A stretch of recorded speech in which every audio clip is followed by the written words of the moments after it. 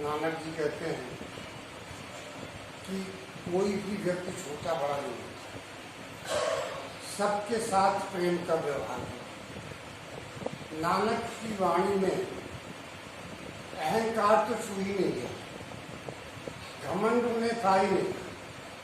सबके साथ इतनी मधुर वाणी में बोलते थे कि बड़े बड़े पंडितों का भी पांडित्य उनके सामने गिर जाता था, वो भी उनके सामने न था।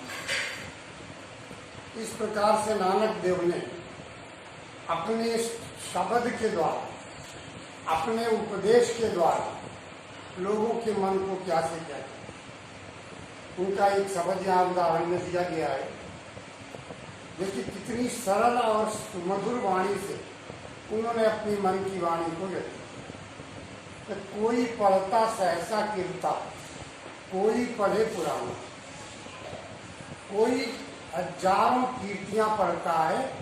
कीर्ता मानी स्तुति या प्रार्थना, तरह तरह की प्रार्थनाएं पढ़ता है, स्तुति पढ़ता है, कीर्तन करता है। और कोई बड़े बड़े वेद पुराण शास्त्र उपनिषद पढ़ करके ज्ञानी विज्ञानी बन जाता है। लेकिन कोई नाम जपे जपमाली लागे तसे ध्यान, कोई नाम का स्मरण करता है और ध्याना माने ध्यान, कोई ध्यान लगा करके भगवान का दर्शन। सबका अपना अपना तरीका है ईश्वर को पाने, अपने अपने ढंग से हर व्यक्ति ईश्वर तक जाना चाहता है। अब ही कब ही किचू न जाना। नानक जी कहते हैं लेकिन मैं तो अब या तब कुछ भी नहीं जानता, न मुझे ज्ञान है, न शास्त्रों का ज्ञान है, न ध्यान का ज्ञान है, न कोई वेद पुराण मैंने पढ़े हैं, कुछ भी मुझे पता नहीं।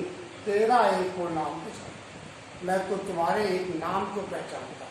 पहचाना माने पहचाना। मैंने तुम्हारे नाम को पहचान लिया है और बस हे सतगुरु, हे ईश्वर, मैं तुम्हारे नाम का ही जाप करता रहता हूँ।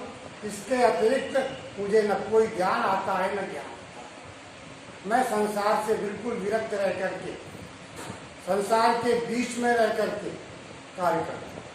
सांसारिक हूँ लेकिन संसार से विरक्त हूँ, किसी चीज से लगाव नहीं। संसार में रह करके भगवान की भक्ति करता हूँ, भगवान के प्रति ध्यान लगाता हूँ। ना जाना हरे मेरी कमल गति, हे प्रभु मैं नहीं जानता कि मेरी क्या गति होगी, मुझे मोक्ष मिलेगा, मुझे दर्शन मिलेगा, मेरा जीवन कैसा होगा, इस बात का मुझे कोई भी ज्ञान नहीं है। मैं तो केवल एक बात जानता हूँ कि मैं महामूर्ख हूँ, अज्ञानी हूँ और हे प्रभु आपकी शरण में आया। आप ही मेरी लज्जा रख सकते हो, आप ही मेरे ऊपर कृपा करो और मेरी सम्मान की रक्षा।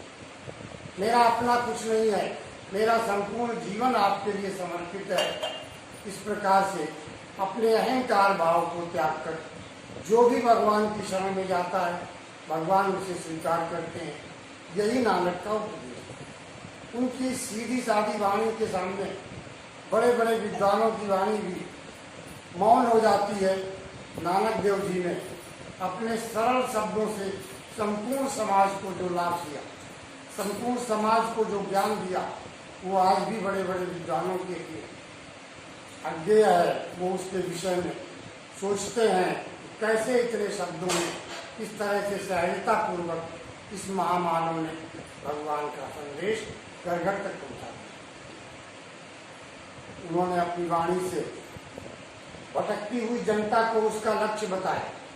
उन्होंने कहा कोई बहुत बड़ा वेद ज्ञान पाठ पढ़ने की आवश्यकता नहीं, आवश्यकता इस बात की है कि आपके मन में श्रद्धा होनी चाहिए, भगवान के प्रति सहज भक्ति होनी चाहिए, ईश्वर के प्रति सहज लगाव होना चाहिए, और इसी ताकत से, इसी से जो है तुम्हारा कल्याण होगा, तुम्हें भगवान की भक्ति प्राप्त। कालिदास ने लिखा था, ध्रुवम बपू कांचन पद्म धर्मी यन्वधु प्रकृत्या च संसार में।